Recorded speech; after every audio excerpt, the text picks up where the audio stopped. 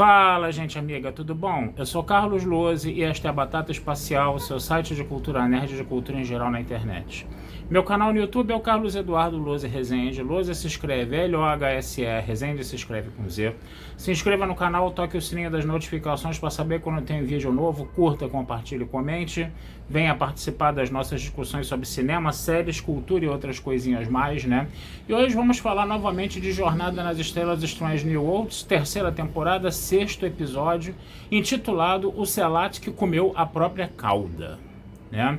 Vou dar spoilers aqui, tá? Se vocês ainda não assistiram o episódio, vão lá ver o episódio. Eu lanço o vídeo alguns dias depois do lançamento do episódio para dar tempo das pessoas verem, mas o vídeo vai ter spoilers como eu sempre faço, tá, gente? Com todos os meus vídeos, tá? Diga-se de passagem. O que eu posso falar desse episódio em linhas gerais?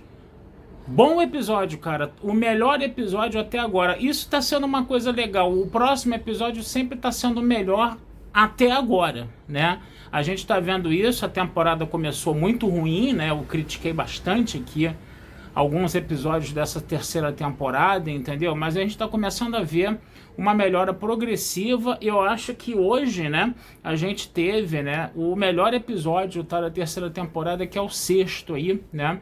Por que isso, né? Principalmente porque esse episódio é praticamente um episódio da série clássica, tá? Mas não somente na forma, como no conteúdo também. Embora haja algumas ressalvas que a gente sempre tem que fazer, né? Que é uma outra equipe que está fazendo os episódios, são outros roteiristas, né? Outro contexto histórico também, né? Mas ainda assim foi um episódio que eu acho que deixou os fãs antigos, né, de Jornada nas Estrelas mais orgulhosos, né, que eu tô sempre falando aqui, meu lugar de fala é sempre dos mais velhos, entendeu? O pessoal mais novo, que me desculpe, tá, mas não conheceu a série antiga, e a gente que é mais antigo, né, tem parâmetros, né, para poder comparar com o que está sendo feito hoje, né. Se a pessoa tá vendo a série atual e tá gostando, ótimo, muito bom, até porque a série vai continuar se tiver muita gente que tá gostando dela. Mas é aquela coisa, o cara que é das antigas, ele tem um olhar um pouco mais crítico, né? Porque ele tem o sarrafo, a régua dele tá lá em cima com relação a algumas coisas, e às vezes, quando a série deixa a desejar, a gente fala mesmo. Mas esse episódio foi bom. Vamos falar um pouco da sinopse, né? Do plot do episódio, pra gente poder entender. O episódio começa com o Capitão Kirk como primeiro oficial na Farragut, né? Quer dizer, que é uma coisa que a gente já sabe que existe no cânone, né? Ele tem uma capitã que é uma vulcana, né? E ele é aquela coisa, né? Aí entra um pouquinho a pitada lá da patota do Kurtzman, né? Ele é aquele cara impetuoso que quer pesquisar um planeta de classe M, né? Que a Farragut está orbitando. Ele quer mandar um grupo avançado e a capitã sempre tem uma postura mais cautelosa, coisa e tal. E aí ele está discutindo isso com a capitã quando de repente existe uma grande explosão no planeta, né? E aparece uma sonda devoradora de planetas. Isso mesmo, gente. A referência clara, né? A série clássica, né? Aquele episódio do Comodoro Decker, né? Que é o pai do Decker lá da Jornada nas Estrelas do filme, né? Sonda devoradora de planetas mesmo, né? Só que essa sonda devoradora de planetas parece um monstro japonês, né? Tem dentinhos, né? Tem uma bocarra lá com dentinhos, né? Tem os tentáculos do Dr. Octopus do Homem-Aranha, tem tudo isso, né? Nessa sonda devoradora de planetas, né?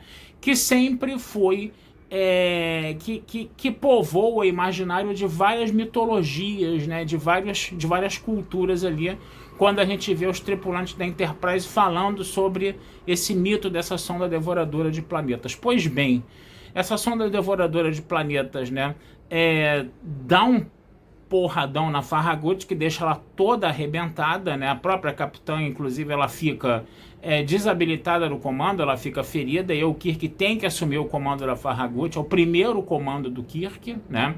E aí o que acontece? A gente vai ter uma situação, né, em que um grupo avançado da Enterprise vai chegar, vai começar a dar tiros, né, na sonda devoradora de planetas, esse negócio todo, e vai mandar um grupo avançado, né, para Farragut, né, para tratar os feridos.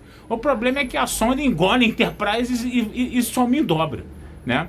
Aí o Kirk, ele tá com esse problema, ele tá com uma nave toda ferrada, tá com uma tripulação ferida, mas quem era o grupo avançado? Gente, o grupo avançado era simplesmente o Scott, a Chapel, né? A Uhura, né?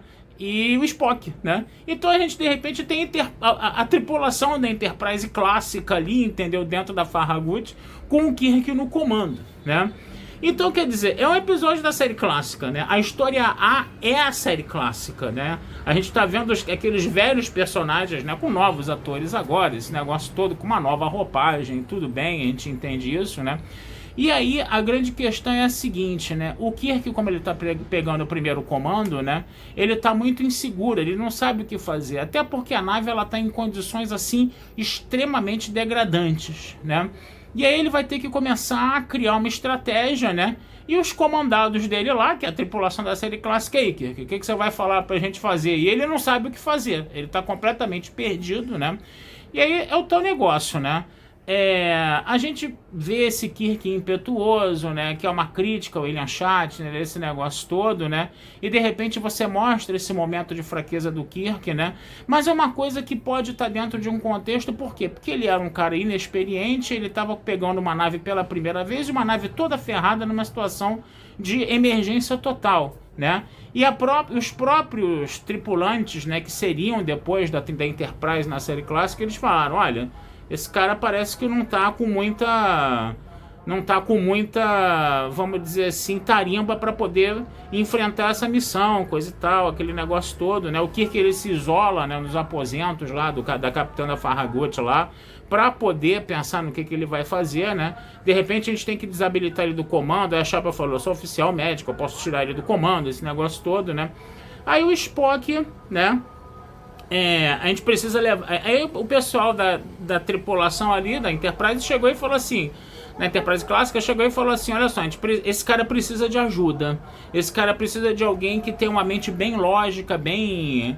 Que não seja muito emotivo, coisa e tal, para conversar com ele, né? Pra ele tentar organizar as ideias. Aí quem é que vai? É o Spock, né?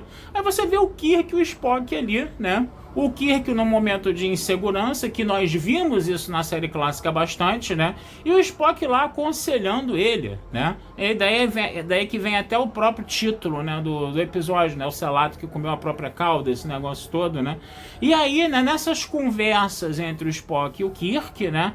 O Kirk, ele começa, né? Com as sugestões do Spock, ele começa a ter vamos dizer assim, tomar as rédeas da situação, esse negócio todo, né? E aí a gente vai ver essa tripulação da série clássica, tá? Uma Chapel ali, né? Muito, vamos dizer assim, porque o tal negócio, né? Na série clássica, a Chapel e a Uhura, né? Elas tinham uma posição muito secundária, muito periférica, tinham mesmo, né? Tanto que quando a Uhura em Mirror, né? Ela tomou as rédeas da coisa, aquele episódio foi bom pra cacete por causa disso, né? Nessa série, pô, tem bastante barulho na rua hoje, gente, desculpa. Aí nessa série, o que acontece? A gente já vai ver uma Uhura, uma Chapel, entendeu? Mais empoderadas, mais independentes, e isso, entendeu? É bom, gente. Isso não é um negócio ruim, não. Isso é um negócio legal, tá? E a gente vê a própria Uhura ali, a gente vê a própria Chapel também tentando ajudar o capitão, né, no caso, né? O Scott, né, que tava com a rabuda, né, de consertar uma nave toda destruída, né?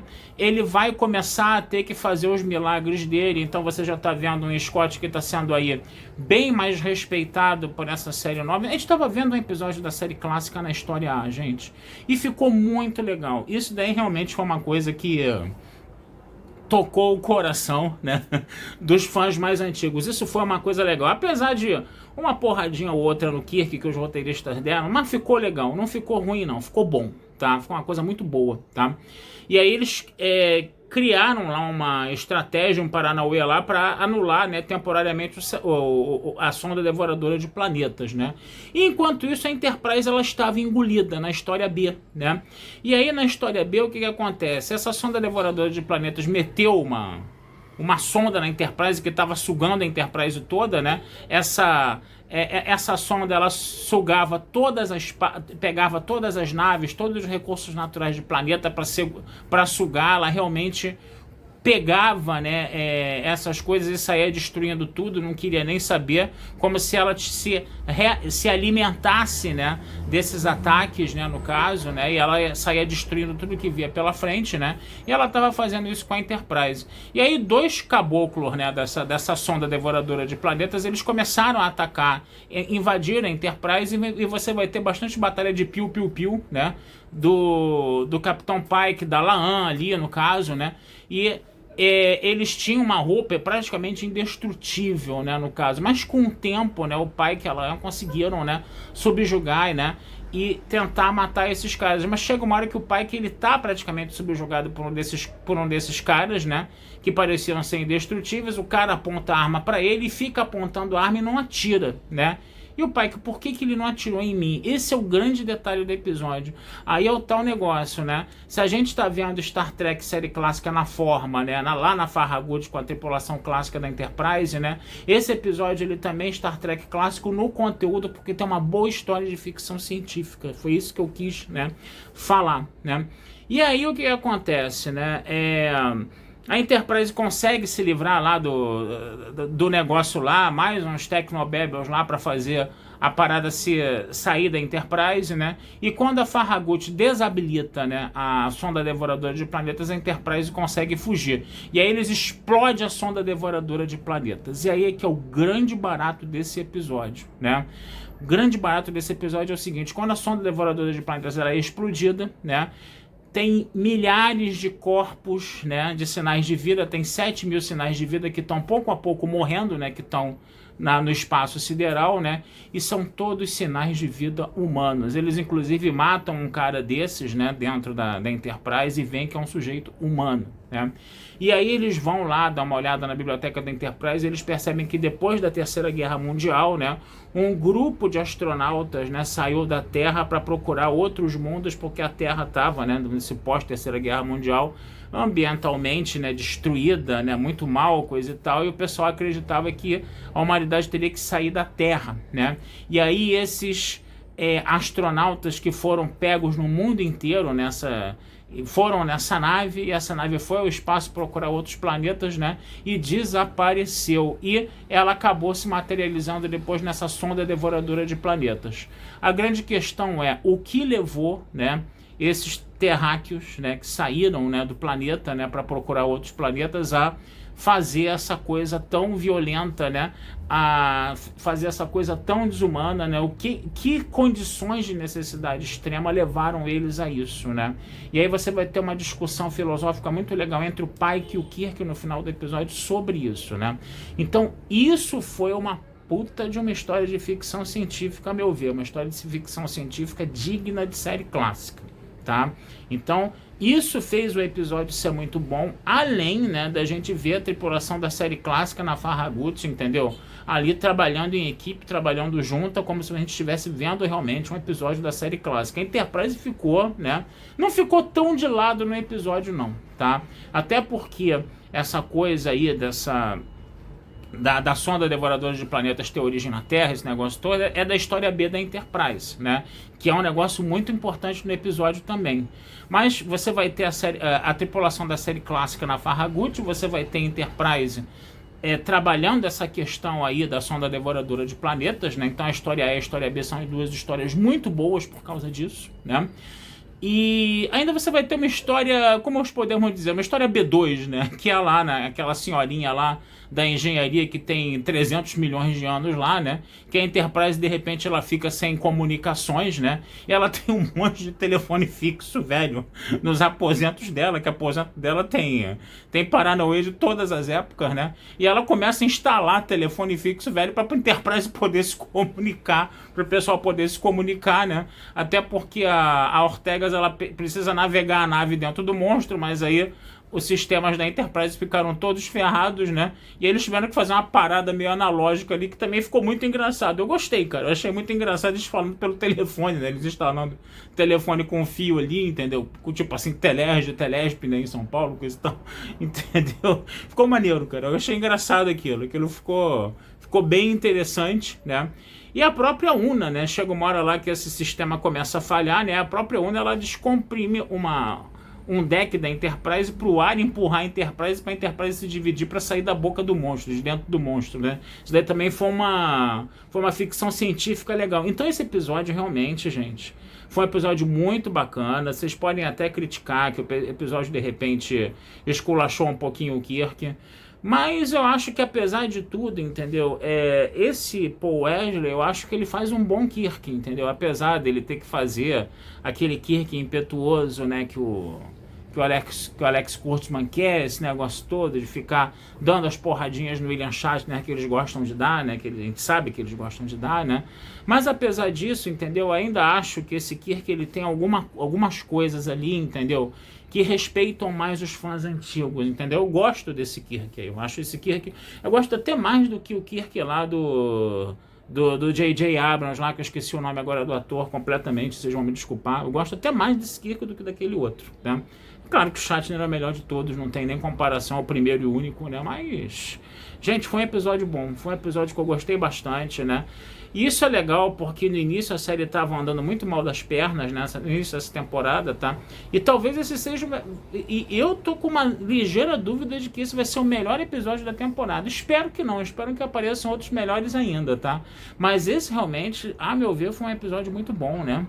Na minha modestíssima opinião. As pessoas, né, podem discordar, tudo bem, tranquilo, tá? Mas eu particularmente gostei muito desse episódio, eu achei esse o melhor episódio da série até agora. Tá certo, gente? Vou ficando por aqui, tá? Desejando vida longa e próspera a todos, tá? Meu canal no YouTube é o Carlos Eduardo Lose Rezende, meu site é o batataspacialtudojunto.com.br e futuramente vamos conversar sobre mais Star Trek Strange New Worlds aí com vocês, tá bom? Um abração, fui e até a próxima.